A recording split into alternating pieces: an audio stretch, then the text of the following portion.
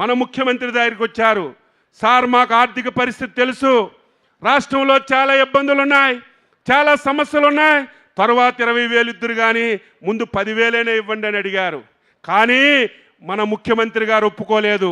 మాట ఇచ్చానంటే మాట నిలబెట్టాలి, ఇచ్చిన మాట నెరవేర్చాలని చెప్పి ఏదైతే మనకి ఏప్రిల్ 15 నుంచి మనకి నిషేధం సమయం వచ్చింది, ఈ సమయంలోనే 20,000 చొప్పున ఈరోజు మన ముఖ్యమంత్రి గారి చేతుల మీదుగా మీకు అందించడం ఇది ఒక శుభ పరిణామం అని ఈ సందర్భంగా తెలియజేస్తున్నాను.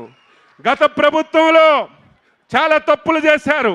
ఎవరైతే మత్స్యకారులు ఉన్నారో వాళ్ళకి వృత్తి ఇవ్వలేదు, మత్స్యకారులు లేనటువంటి వాళ్ళకి ఇచ్చారు. పట్టణాల్లో వ్యాపారం చేసుకున్న వాళ్ళకి ఇచ్చారు. ఎవరైతే డిపిటి పద్ధతిలో వాళ్ళ ఇంటిలో ఎవరికైనా ఒక పథకం వస్తే వృత్తి ఇవ్వడం ఆపేశారు. ఎవరైనా సరే 1000 లీటర్లు బోటుకు వాడకపోతే వాళ్ళని తీసేశారు. ఎవరైతే బోటుకు 100 లీటర్లు డీజిల్ వాడలేదో వాళ్ళు అర్హులని చెప్పి 27,000 మందిని అన్యాయంగా ఈ వృత్తి నుంచి తప్పించేశారు. ఈరోజు మేము అర్హత కలిగిన ప్రతి ఒక్కరికి ఇస్తున్నాం.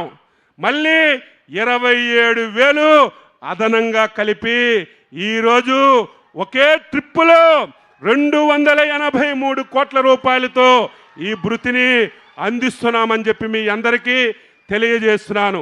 శ్రీకాకుళం జిల్లా చాలా వెనకబడినటువంటి జిల్లా. మన జిల్లా నుంచి విపరీతంగా వలసలు వెళ్తున్నారు. ఈరోజు బాధ ఆవేదన కలుగుతుంది. ఈ రాష్ట్రంలో 26 జిల్లాలు ఉన్నాయి. 26 జిల్లాల్లో శ్రీకాకుళం జిల్లా పెర్ క్యాపిటల్ ఇన్కంలో కానీ ఈరోజు తలసరి ఆదాయంలో కానీ 26వ జిల్లాగా ఉందంటే మనందరం సిగ్గుపడాలి, చైతన్యవంతులు అవ్వాలి. దీనికి కారణం ఏమిటి? ఈ జిల్లా ప్రజలందరూ సంఘటితంగా పనిచేయాలి. చాలామంది ఈ జిల్లాని గత 20-30 సంవత్సరాల నుంచి యాజిటేషన్లు చేసి ఏదైనా ఒక పరిశ్రమ వస్తుందంటే, ఏదైనా ఒక మంచి కార్యక్రమం వస్తుందంటే ఒక పక్క జెండా లేపి కార్యక్రమం జరగకుండా చేస్తున్నారు. దీనివల్ల ఎవరు మన జిల్లాకు రావడానికి భయపడుతున్నారు. ఈ స్థాయి నుంచి మళ్ళీ ప్రతి ఒక్కరిని మన జిల్లాకి ఆహ్వానించే విధంగా మనందరం కృషి చేద్దామని, దాని గురించి ప్రజలకి చైతన్యపరుద్దామని ఈ సందర్భంగా మీ అందరికీ తెలియజేస్తున్నాను. సుదీర్ఘమైనటువంటి తీర ప్రాంతం. ఈ తీర ప్రాంతంలో ఒక హార్బర్ లేదు, ఒక జెట్టి లేదు, ఒక పోర్ట్ లేదు. చంద్రబాబు నాయకత్వంలో ఆ రోజు భావనపాడు పోర్టు మంజూరు చేశాం. దాన్ని పక్కగా మార్చి మూలపేటని ఒక చిన్న పోర్టు నిర్మిస్తున్నారు. ఈరోజు ప్రభుత్వం అంటే కంటిన్యూషన్గా జరగాలి.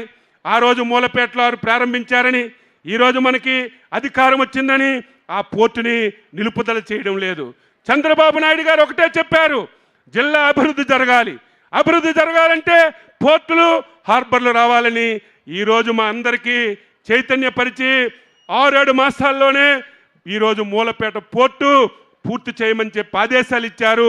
మేమందరం శరవేగంతో అది పూర్తి చేస్తున్నాం. ఇక్కడే గత ప్రభుత్వంలో ఒక హార్బర్ మంజూరు చేశారు. 250 కోట్ల రూపాయలు అవసరం ఉంటే 450 కోట్ల రేట్లన్నీ పెంచి మొత్తం దోచిపెట్టడానికి ప్రయత్నం చేశారు. దీనివల్ల చాలా నష్టపోతున్నాం. దీన్ని కూడా ముఖ్యమంత్రి గారు దాన్ని మొత్తం మళ్ళీ ఎడ్యుకేట్ చేసి మళ్ళీ రీఎస్టిమేషన్ చేసి మళ్ళీ చెయ్యండి అని ఆదేశాలు ఇచ్చారు.